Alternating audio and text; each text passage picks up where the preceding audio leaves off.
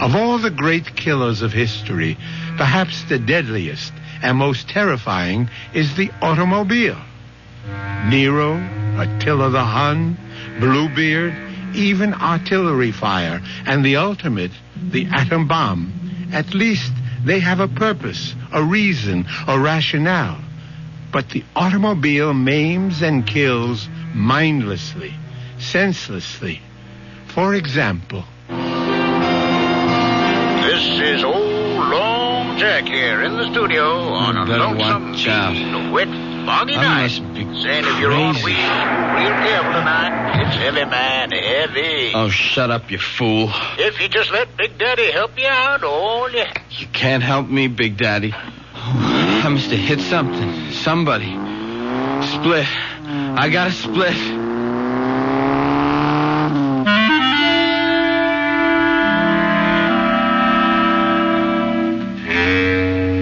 Our mystery drama, And Nothing But the Truth, was written especially for the Mystery Theater by Ian Martin and stars Arnold Moss.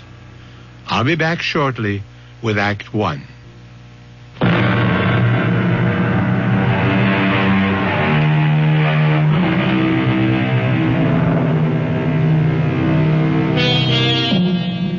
Was the accident we heard a few minutes ago another statistic of the road?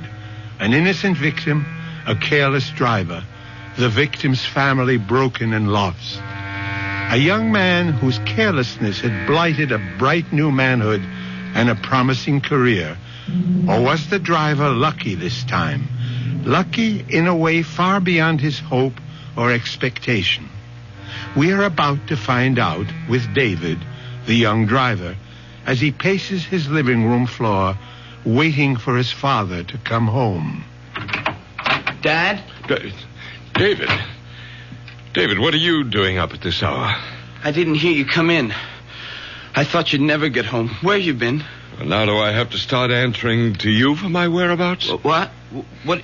Oh, you mean like Mother? Yes, like your mother. I'm sorry, Dad. Well, for your information, I was working, correcting term papers. It wasn't that I... David, I'm very tired. You all right, Dad? You look like you had an attack or something. Well, don't be silly. I said I was tired. What's wrong with you? You've been drinking. Yes, I wish I hadn't, but I didn't. Oh, okay, son. Take it easy. Well, whatever it is, we'll work it out. Well, where's your sports car? Didn't you have it out tonight? Yes. I left it parked on the street. Well, you better put it away. There's no sense in leaving it out in this rain. Dad, I've got to talk to you. It's about the car.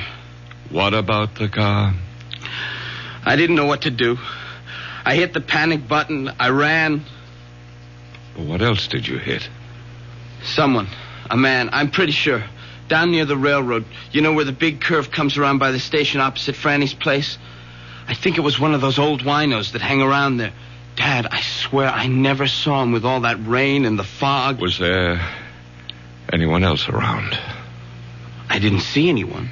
I should have stopped, but all I could think of was that I'd been drinking and the scholarship coming up, and if anything happened, it would kill Mom.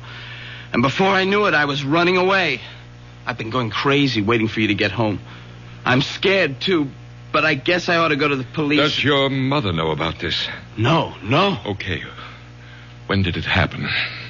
2:00, almost on the nose. 2 this morning? Yeah.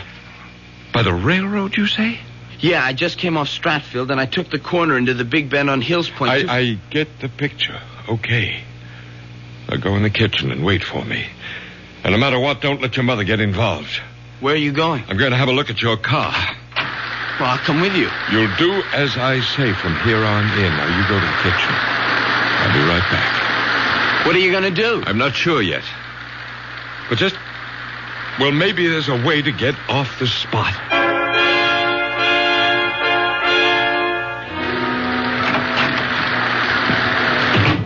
Is your mother still asleep? I guess so. She hasn't been down. There's a dent in your front right fender. Was that there before tonight? No. You sure?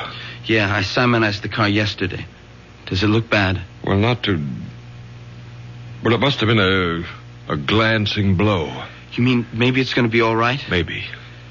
Oh, I don't think I could have hurt him too bad. And a night like tonight, who'd be hanging around? It isn't going to be all that easy, David. They might be able to trace the car. How? You're missing a front right hubcap. There aren't that many Harley 584s in this town. So I'll have to give myself up. No. Let's figure this out. Was your mother up when you went out tonight? I don't know if she was asleep, but she wasn't downstairs. Well, then she didn't see what car you took. No? Did she see me leave? I mean, did she look out of the window or anything? No. She was just sitting in the big chair by the fireplace, crying. Crying?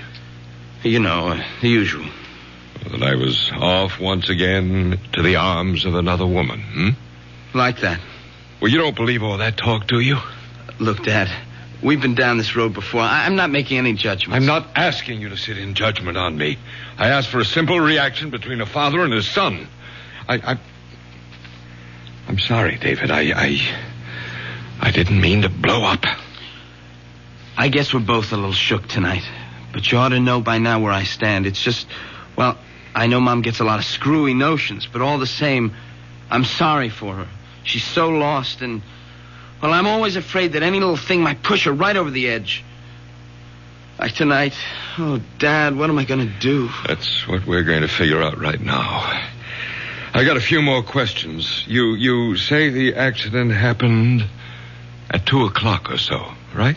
Just as I said, almost exactly. Now, how do you know that?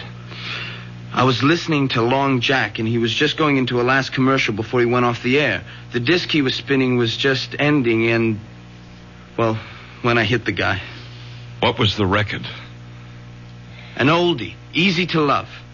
And you hit this man just after you turned off Stratfield into Hills Point. Yeah. He suddenly stepped off the curb. Like out of nowhere. How fast were you going? Gee, Dad, Now, come on, don't pussyfoot with me. Too fast. I took the corner pretty wide. Did you skid? Yeah, it was pretty slick from the rain. And there was no one else around? No. You're sure? Yeah, I opened the door to look out. There was no one. That's why I lost my nerve and cut out. Well, I better get down and find out. You stay right where you are. It's after 4. The longer I wait, the worse it will be for me. You're not going to be involved in this at all, David. What do you mean? I mean, you were driving the station wagon tonight.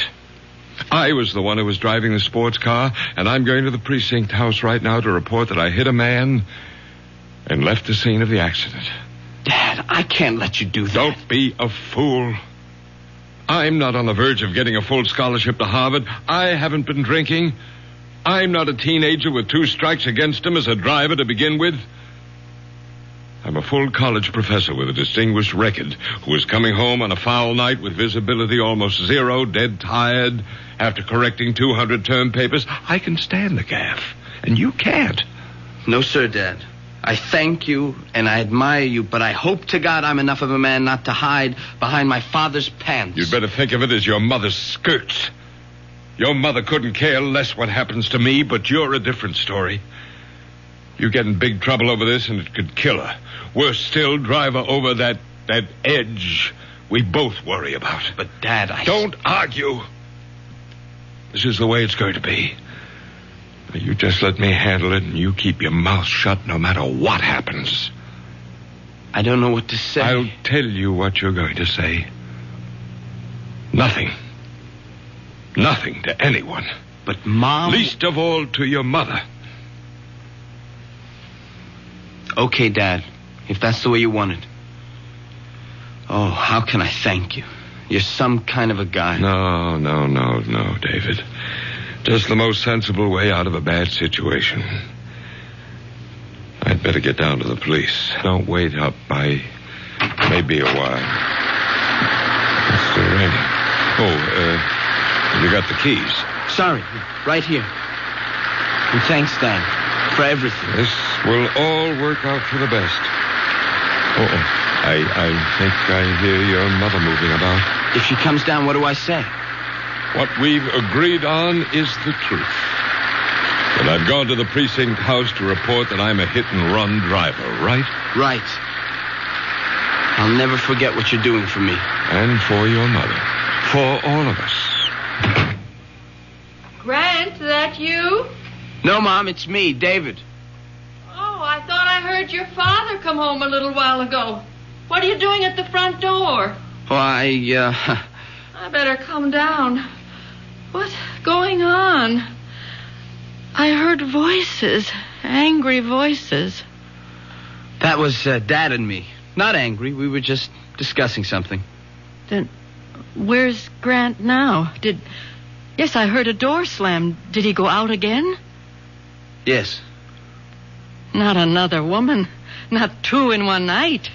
Why don't you give him a break once? He was at the college correcting papers.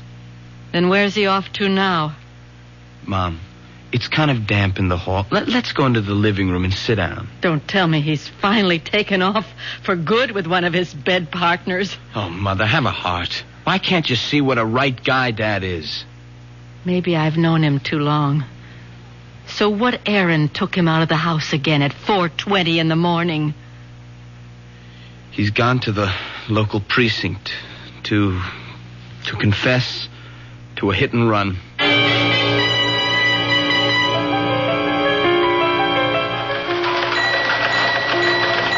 Yes, madam, I understand. I'll have some officers on the way immediately. Well, these are experts in the bomb squad. Oh, yes, ma'am. All the latest equipment. Thank you, ma'am. We do our best at the police department. Full moon time again, huh, Lieutenant? Oh, yeah, Riso. The crazies are out on the broom tonight. There was some dingaling just saw a UFO land in her backyard. How was your hit and run? Oh, no sweat. Some old wino stumbled off the curb, got his rear end creased. They took him to St. Elizabeth's. Anything on the general bulletin? Nah, it's small stuff. Mugging in the 2nd precinct. It's a gas station hold up in the 5th. I want to hear something new. That's a 12th. Nothing. A code 2C, the man. Some citizen reports a smell of gas in his apartment house, possible suicide. It's nothing worth our brains. What's that in your hand? Oh, it's a hubcap. Clue from the scene of the hit and run. Oh, let me have a look in. English make. Probably from a Harley. Or some sport car like that. Found on the scene? About 75 yards away. No proof it had anything to do with the hit and run.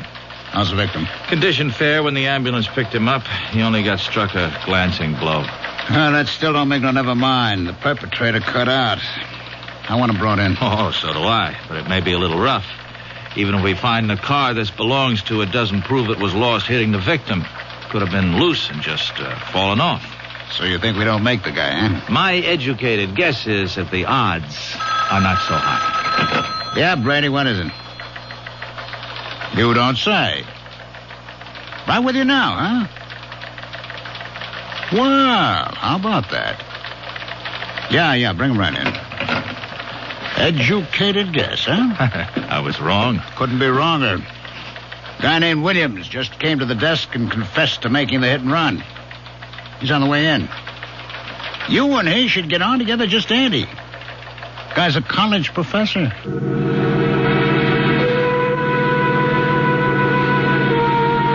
Your father hit someone with the sports car tonight? But that's impossible. How can you say that, Mom? Because he wasn't driving that car tonight. How do you know? You didn't see him leave? No, but I was awake when he drove in, and I could swear, I know he was driving the station wagon. A father's sacrifice for his son. Surely a noble, if misguided, gesture. The question, of course, is, should a young man or anyone be encouraged to evade responsibility? And will the simple act of altruism remain just that? We'll find out shortly when Mystery Theater returns with Act 2.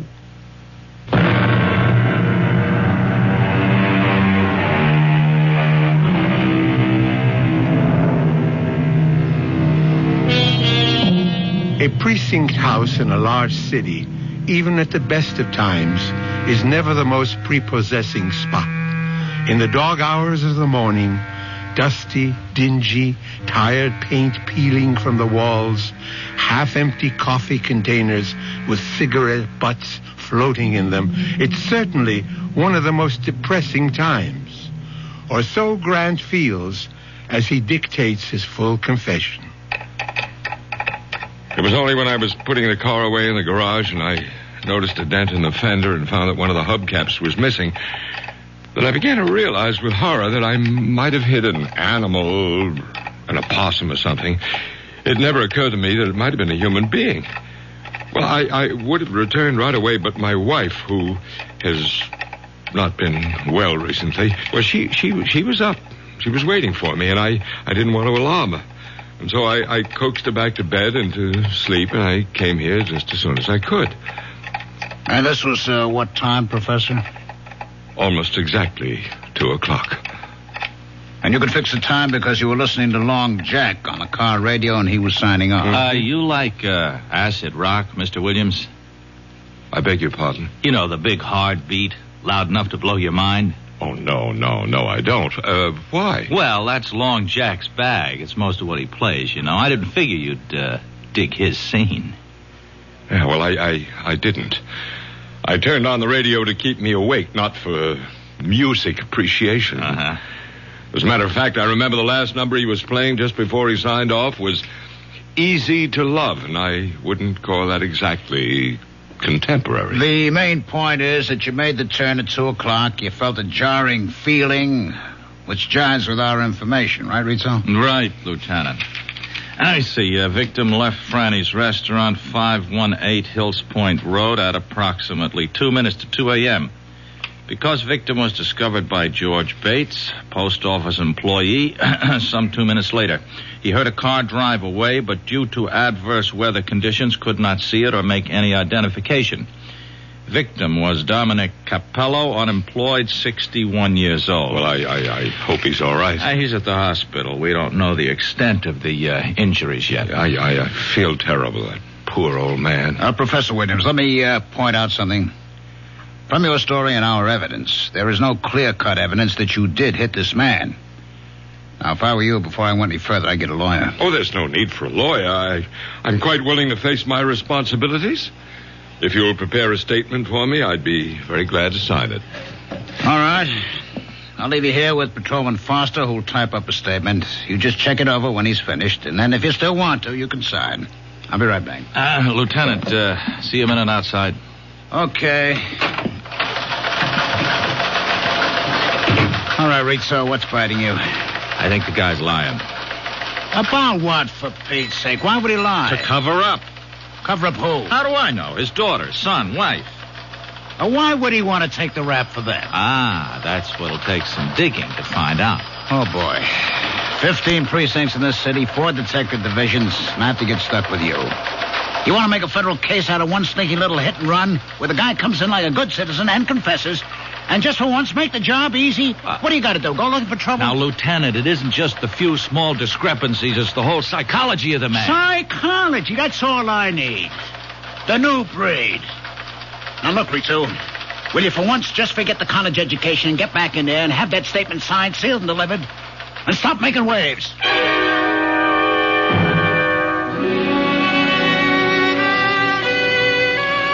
Mother, please, will you let well enough alone? I've kept quiet about too many things for far too long, but I can't let this go.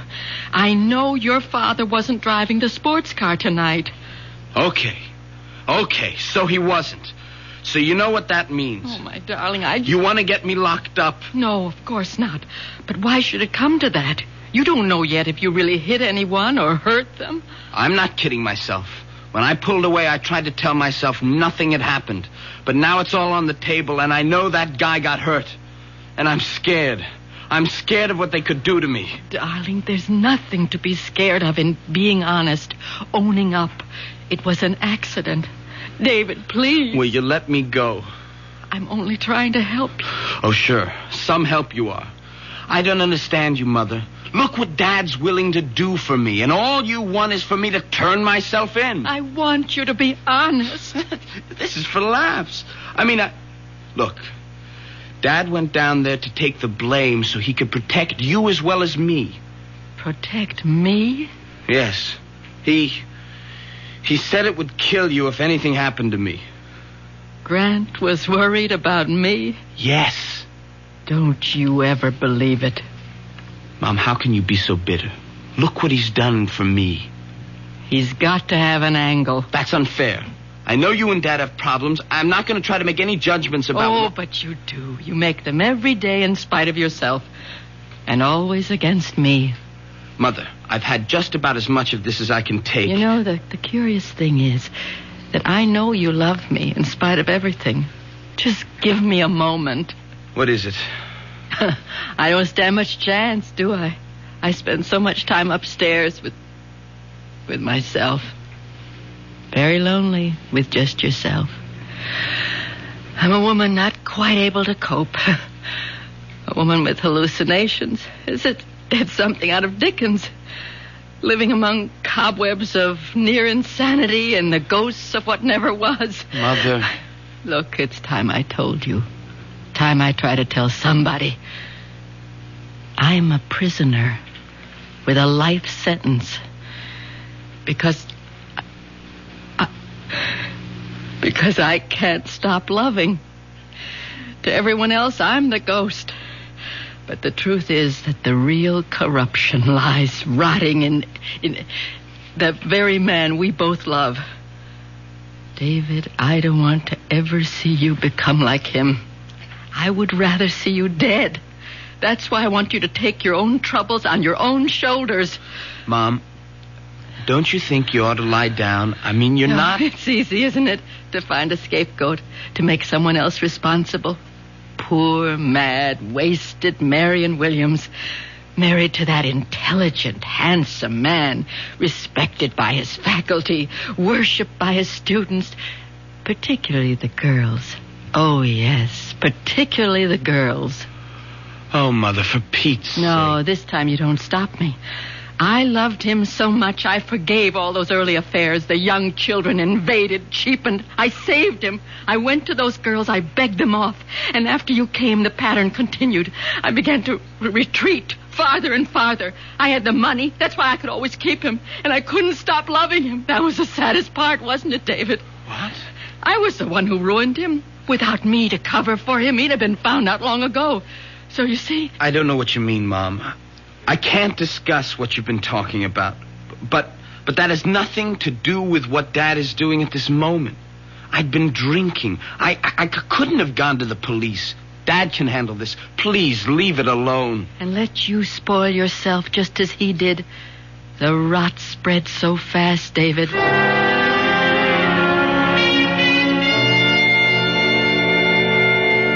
The incident was totally minor in mine till I returned home, found that there was a dent in my front fender. Well, I've read this through, Lieutenant, and there's nothing here that isn't consonant with my earlier confession. It's a formality, Professor. I prefer to have you read it aloud before you sign the statement. If you insist. It's better, Professor Williams.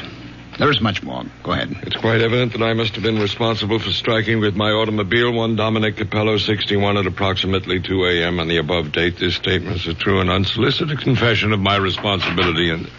Excuse me, Lieutenant.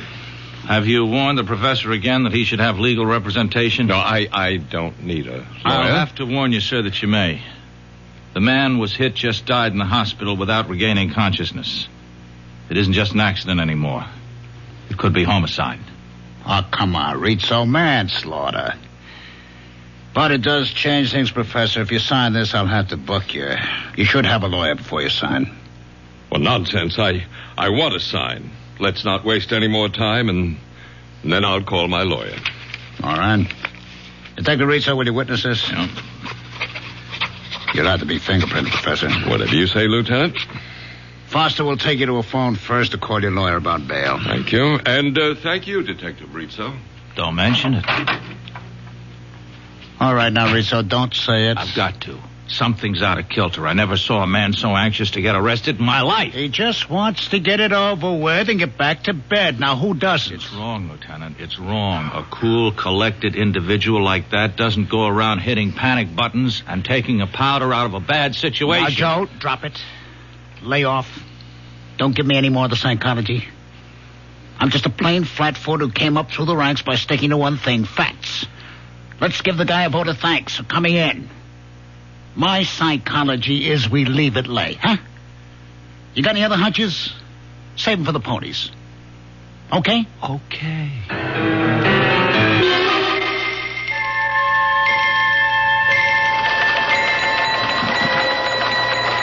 What's on the bulletin, Ritz? Oh, same old noise, nothing special. They picked up that mugger in the second, a repeater.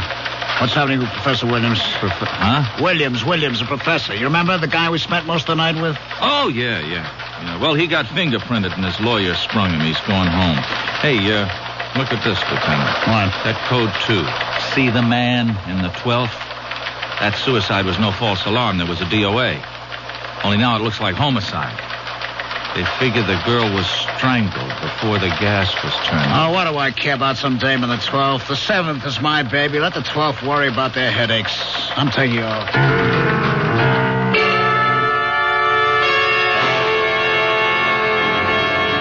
Marion, for the last time, you stay out of this or I'll... You'll what, Grant? Kill me? You did that a long time ago.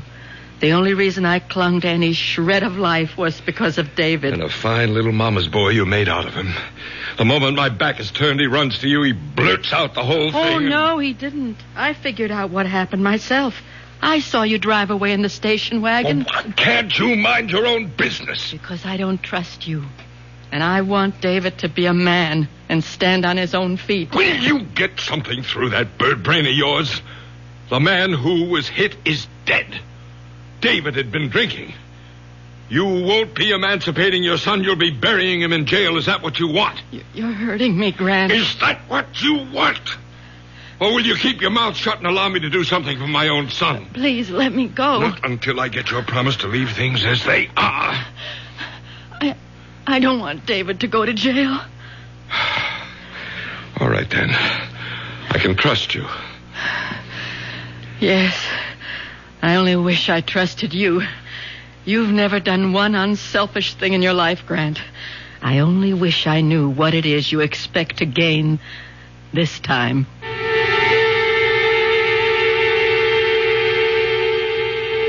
A torturing dilemma for a mother and a father. Is the father right to protect his son, or the mother to feel it would be better for her son to take his medicine? So many other questions pose themselves. Questions which will be answered when Mystery Theater returns shortly with Act 3.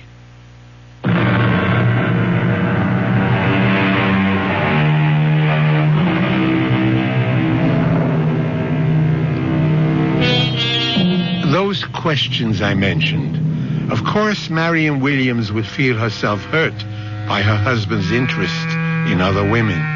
Or is that all in her mind, a figment fantasized by her obvious, shaky mental stability? But then, there's also the doubt of Detective Sergeant Rizzo. Let's follow him for a moment.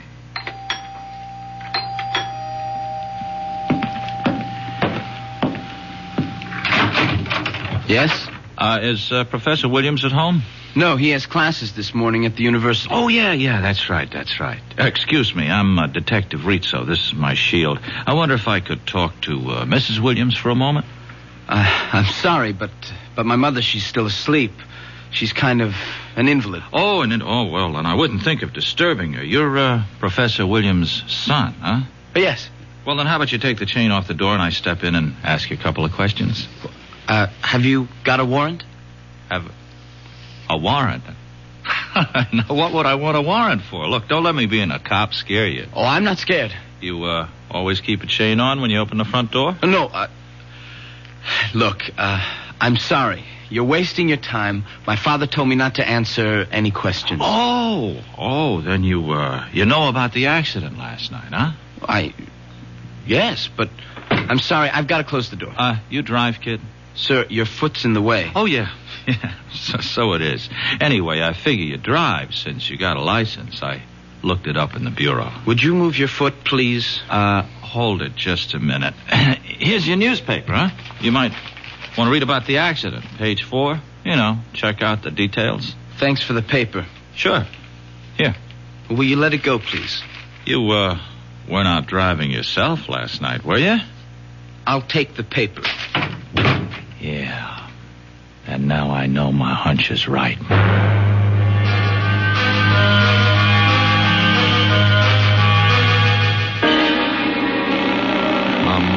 Come on. Where are you? Hello? David, where were you? Oh, I'm sorry. I was just bringing down Mother's lunch tray. But you never answer the phone. Any mail, any phone calls? Just a couple of ads. No phone call. Oh, there was, we had a visitor. Who? A Detective Rizzo. What did he want? He said he wanted to talk to you. Then when I said you weren't home, he wanted to talk to Mom. Well, you didn't let him. No. She was asleep, so...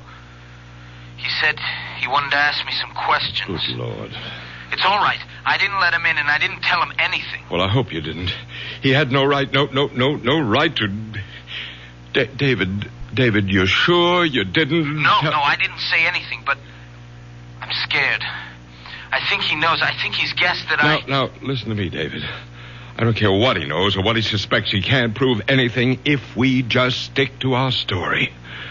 Now, you get this straight, David. I'll kill you if you let me down. No, I didn't mean that. I'm just thinking about you. I don't want your life spoiled before it begins. Now, you just remember, a man has been killed. The real truth comes out, you're in trouble.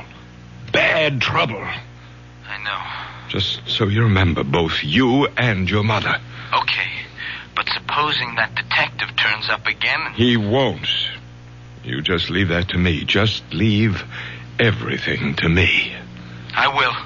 And don't think I'm not grateful. Oh, I don't know how I can ever pay you back. You just sit tight and stick to our story. That's all the payment I need.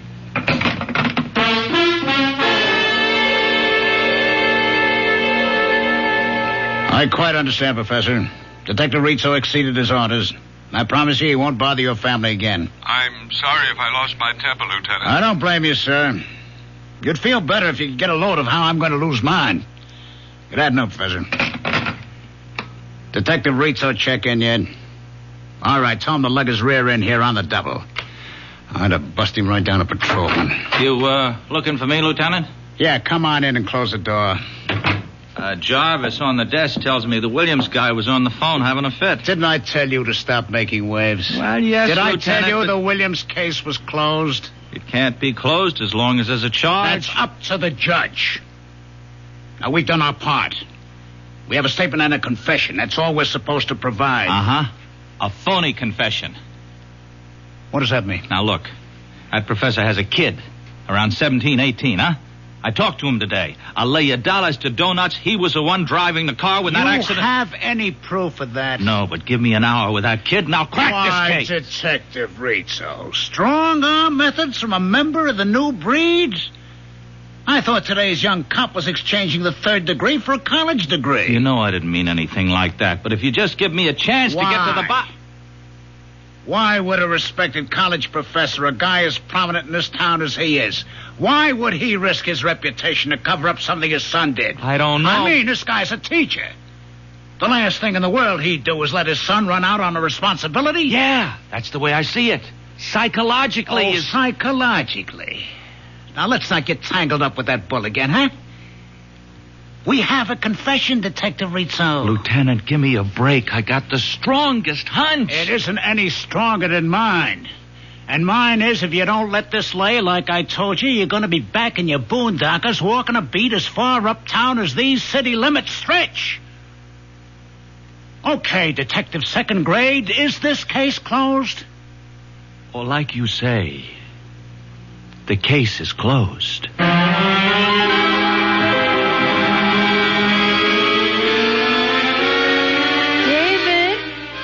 In the study, Mom. You all right? I just want to talk a minute. What are you doing? Just catching up on some homework. David, that man, that detective you said came here, are you sure all he asked you about was the accident? Look, Mom, I promised Dad I wasn't going to talk about it anymore. So did you. It's a closed book. We're going to have to open it again. Did he ask you about anything else than the accident? No, but... Look, David, you have got to go to the police and tell them the truth. Now, I promised Dad... David, don't make me go. You promised him, too. You don't understand. Everything's changed. He has to be stopped. There must be some justice. Mom, why don't you go upstairs? Look, don't treat me like an invalid, or worse, a half-wit. Have you read the newspaper that you brought up to me today? No. Do you know a girl named Susan Rowland? Susan? Yeah, kind of. I mean, she was a class ahead of me at school. I guess I rapped with her here and there, but we never dated or anything like that. That her picture? Yes. Front page. What happened? Read the story and find out. Carefully. Then you'll know why your father is so anxious to keep you quiet. David, you're going to find out why the truth has to be told.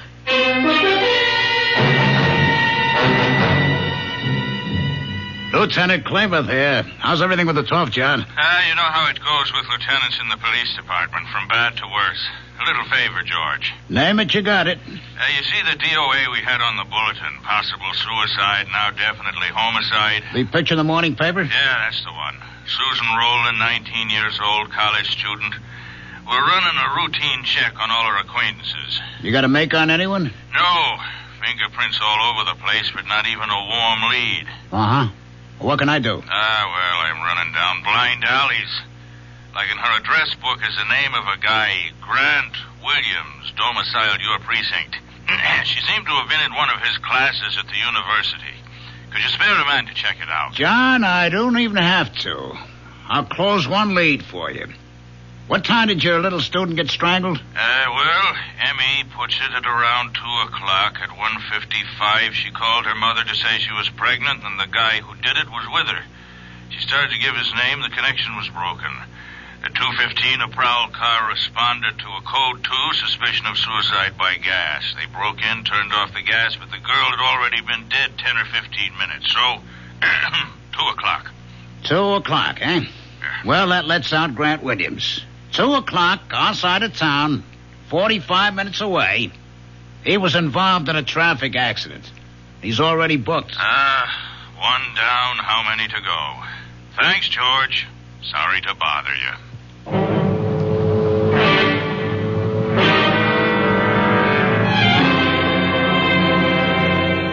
How long ago did he leave? Too late for you to stop him. Oh, I ought to kill you for this. Like you did that poor little girl. No.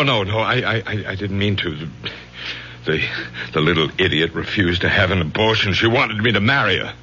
Marry her, for heaven's sake. Oh, and divorce your meal ticket. Marion, please help me. No, not anymore. Anyway, I couldn't even if I wanted to. But David, maybe I can still stop David. If you could, you'd still have to stop me.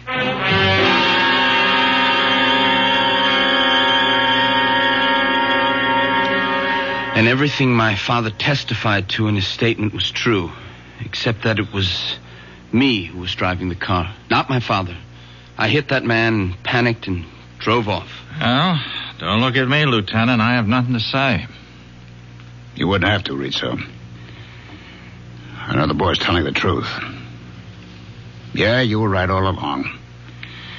I had a phone call about a half an hour. I demand to see my son. It's all right, Sergeant. Let him in. What is it, Professor Williams? David, I don't want you to say one word until I've talked to you and we can get legal advice. It's too late, Dad. I've said everything I have to say. You don't know what you're doing. The first time in my life, I do. I'm taking care of myself. Oh, how could you do it, Dad, to a nice kid like Susan? I don't know what you're talking about. I can clear that up, Professor. We're booking you for the murder of Susan Rowland. Oh, you can't. I have an alibi. Correction. You had an alibi. But I'm not guilty. And you can't prove it. We will. With your help. What do you mean? It's ironic, isn't it? If you hadn't walked in here and made a false confession, we might never have had your fingerprints. That's what's going to nail you. You provided us with a whole set to match up. You were just a little too clever. You managed to hang yourself. All right, take him out and book him, Jarvis. Dad, Let him go, kid, huh? Let him go. There's nothing you can do for him. Now you go on with Foster. Let him type up your statement, huh? What's going to happen to him? He'll be found guilty, as he ought to. And me? You've taken a beating already. It's an accident. Won't be too tough. And things should be looking up from now on for both you and your mother. Go on, kid. Okay, Lieutenant.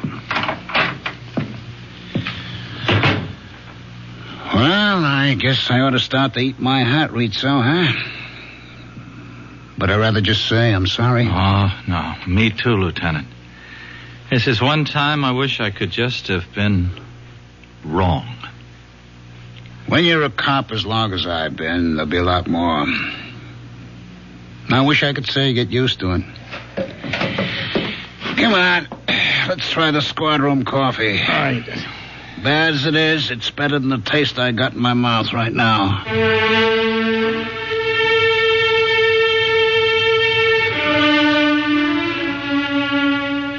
I'll be back shortly with a final thought. So Marion's intuition was right, along with Sergeant Rizzo, and David made the first long stride towards being a man. Something else I'd like to say about that. Not every story must have a moral, but I believe this one has. Not that crime doesn't pay, that's obvious, but that the acceptance of responsibility is a cornerstone of life. It is written, "You shall know the truth, and the truth shall set you free." Our cast included Arnold Moss, Ralph Bell, Clarissa Blackburn, William Redfield, and Christopher Tabori. Associate Director, Marlon Swing.